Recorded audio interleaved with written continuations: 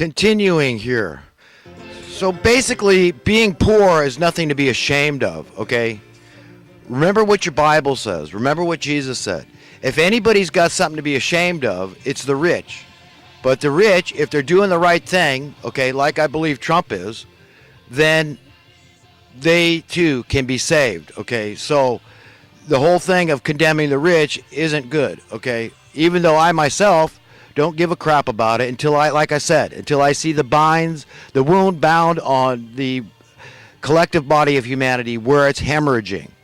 Okay, that's what we've got to understand, is that once you see people stop dying out in the cold, okay, once there's an end to that, then it's going to cause a chain reaction in reverse. And so we'll see this rising tide of prosperity across the board. Okay, it won't be for a select few. So, the best advice I could give Trump is just carry on with what you're doing, but listen, bring attention to the Federal Reserve, to Congress, and to Senate that these people have failed the American people, and show them how. Talk about capitalism. Educate the people, Donald, about the difference between true capitalism and crony capitalism. And define progress, define government, because who is the government? The government is you, it's me, it's him, it's her. It's we, the people. Not some of the people, it's all the people. And capitalism has to be working for everybody. And progress, when it's working for everybody, is a rising tide of prosperity across the board, a rising standard of living. You can't have this ever-growing wealth and income disparity. We've got to give a crap. So all this money that's being poured into this Section 8 housing, well, figure it out. If you just bought people houses, you'd be done and done with it. You understand? Your taxes, the people of America could save $50 billion a year eventually right there. How much is spent in the criminal justice system? How much money would be saved as crime plummeted as a result of ending desperate poverty? And how hard would it be to start these dubious wars where we got 22 guys a day taking their own lives? How is that in any stretch of the imagination okay? It isn't. And this debt, this perpetual debt, we got to get out from under this. You got to talk about what we should have seen as a market correction in 2008. And the reduction in housing costs, which is translate to taxes. It's all the same thing. It's part and parcel.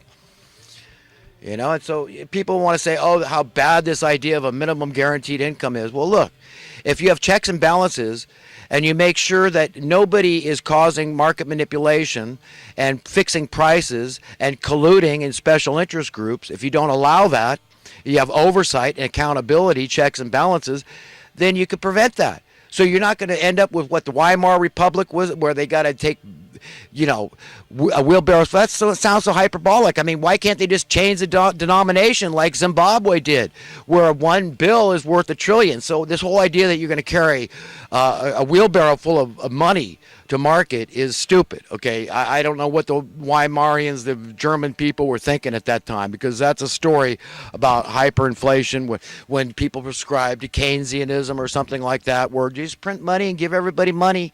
Oh, that'll work. You see, that's not what I'm talking about here. I'm saying we need to put our foot down and understand who the government is. We need to talk about progress. We need to talk about freedom. Is it absolute or not? And which specific freedoms are we talking about here? We're not free. We use our computers. It's our papers and effects. We think it's private. We can access what's open public source out there. That's fair game. That's not, people welcome that. Come and see what information I have on my blog or my site, whatever. Okay, come. You're welcome to see it. It's open. It's nothing hidden. But when they're looking at your browser history, okay, that's reversing. That's putting it back on you. Oh, what is this guy interested in? So they want to snoop on us, spy on us, see what we're interested in for marketing purposes, they say. Is it also innocent? I mean, they're spying on people, and it's not okay. I don't like it. I mean, I know that God knows everything that I ever searched in my life. He knows all about me, but I have no interest in everybody in the world knowing about it. I don't want to know what the hell anybody else is doing on their computer. But only if it's open source, only if it's stuff that they want to divulge and talk about publicly, like the stuff I do. I offer up freely. It's important to me. I got to do God's work, because I don't, look, without it, I'm dead. Okay, I got nothing. Nothing. Except I'm just like every other Tom, Dick, and Harry out there that just says it's all about numbers, man. Just go get yours. Social Darwinian economics. Don't worry about those poor bastards that are going to die out in the ditch tonight. Okay, you just get it on in your life. You know you're smart enough. You go out and you make a bundle. You be successful as defined in the world by making a lot of money. This is how we define prosperity. We don't talk about the fact that you could have utter full prosperity across the board, and it doesn't have anything to do with money. They don't talk about that. The system can't break down as long as you've got a willing workforce and people that do those menial tasks. And people do. People are humble and contrite. The Bible even says, look, these people that want to be great in the kingdom of heaven, those are the ones that are going to be your servants. They're the ones picking up your dog crap and scrubbing your toilet bowl. Okay? God is speaking to all of us in this way. We've got to understand that the implications, what is God trying to convey to us and impart into the spirit of man? We have an instinct to serve one another. It will work positively, and you can't prove me wrong because nobody in history has ever allowed it. The kings of the earth were too much money lovers, and this is what's going on. We got the same thing today. But if I see Trump starting to call out the Federal Reserve and saying, look, these policies are untenable, and you Congress and Senate, I don't want you validating this crap. Budget crisis, yes, let the government shut the damn government down. Just so people's Social Security checks go out, just so that they don't lose the roof over their head, they don't lose the food on their table. Let the welfare program flow, because that's most important, is keeping people alive. But we don't need to be involved in all these foreign interventions and all this. We don't have to be the policemen of the world. Who appointed us that? Why is it our job to do that? Especially in wars and conflicts that our guys don't even believe in. It's got to be something they believe in, man, to send them off to these wars, like the Second World War or something. And even that, I'm not saying the vast majority of wars aren't dubious, because they are. People get sucked into them. And there's people that promote the wars. They want war because that makes them money. I mean, this is the perversions we got to wrap our minds around. It's hard for regular people. They can't be that diabolical.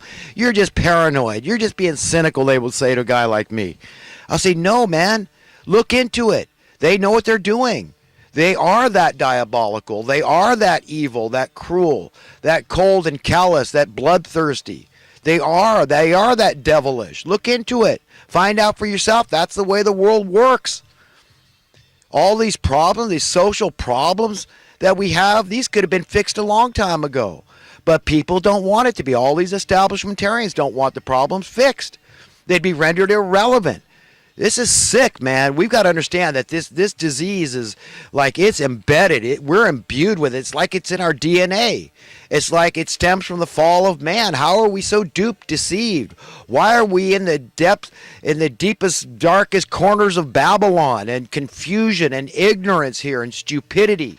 Because we've been trained to be that way for thousands of years, this crap. And there's been times where the glimmer of hope, wow, we're going to pull out of this thing. America was created and all this. 1776 and all this. Well, apparently it didn't take, because our forefathers would be rolling around in their graves if they could see where we're at now, the tyranny. They got the Second Amendment still. Good. Trump's a Second Amendment supporter. Good. You don't hear the leaders of China talking that way, or Mexico, do you? And they've got more gun violence in Mexico, right? Even though you can't own guns unless, you're really law enforcement or something. I mean, it's a big deal. And China is the same thing, right? So all these horribly oppressive, totalitarian, communistic, or whatever, oligarchic, kleptocracies, kleptocratic, right? They're miserable places to live for people. They're authoritarian. It's statist, right? Police state type thing.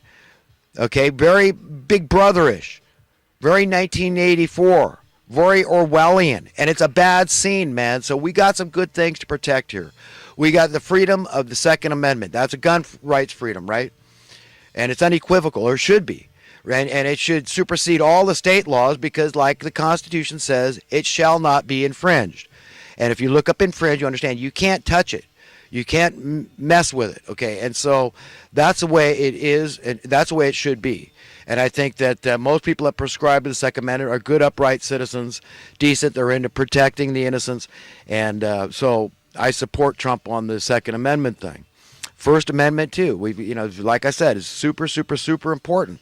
But Trump's got to let the people of America know that he knows. He's got to let that 90% of Americans that were opposed to the banking takeover of '08, to let them know he's on their side, and he understands what they understand.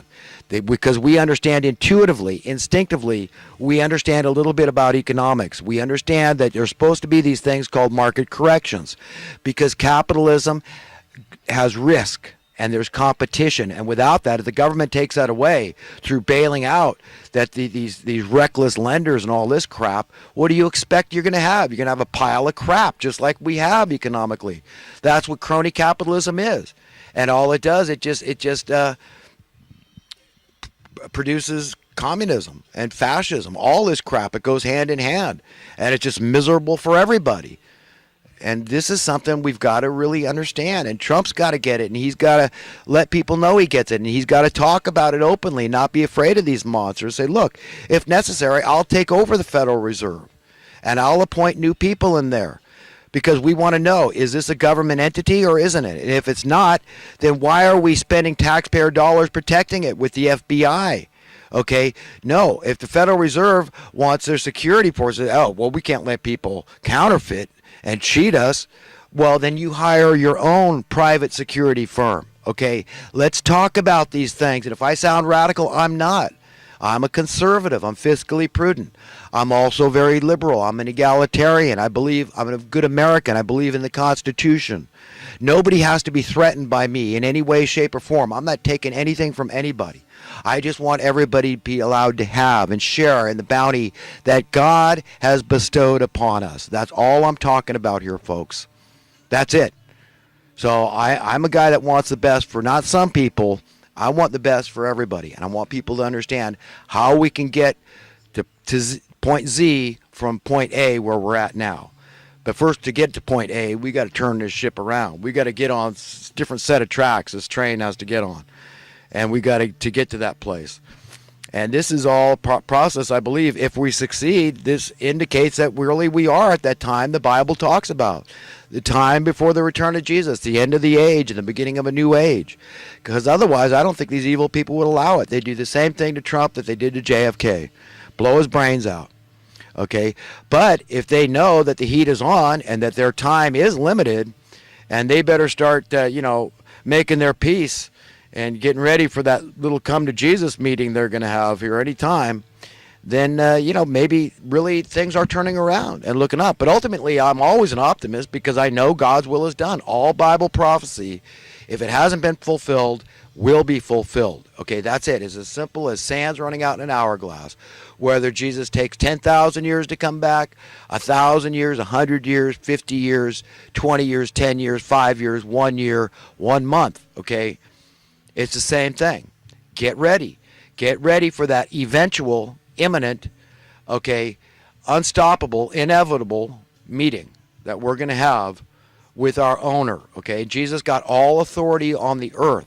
So for all intents and purposes, Jesus Christ himself owns the soul of humanity and will decide, will be the judge, jury, and executioner, along with these holy angels that's talked about, being the harvesters of the souls of men. This is the whole separation of the wicked and righteous, deciding which side of this thing you're going to go on. Are you going to get to inherit the surface of the earth, this perfect place, this renewed place, idyllic place, or you got to go to hell and learn that you want to value good, honorable qualities in your soul. You want to have some silver, okay, so that all that you have is not dross and you're unfit to inherit anything good, like the kingdom of heaven when it's instilled upon the earth.